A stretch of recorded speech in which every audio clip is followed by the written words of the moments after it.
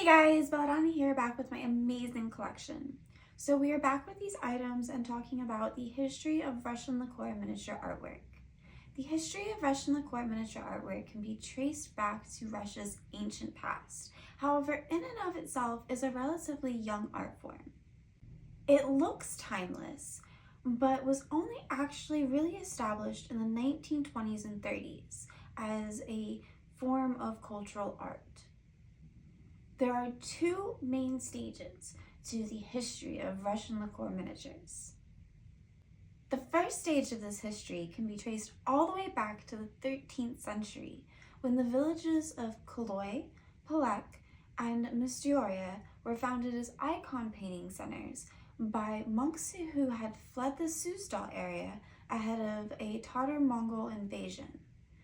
These villages then went on to train generations of icon painters over the centuries, and the names of these villages became synonymous with icon painting training centers and schools, and these pieces were often found in high-end personal collections and museums today.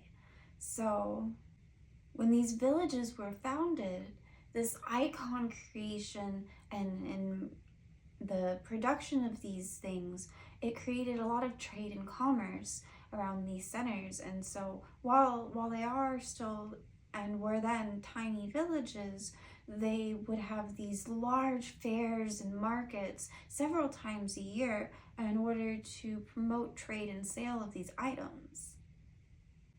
For example, Kholui, now one of the quietest and smallest villages, was at the time probably the largest and the wealthiest, holding a great fair at least 5 times a year, and there would be people coming from not only every corner of Russia, but all around the globe in order to purchase these items. And not only the icons, but a number of other trading would go on as well of, different furs and materials and resources.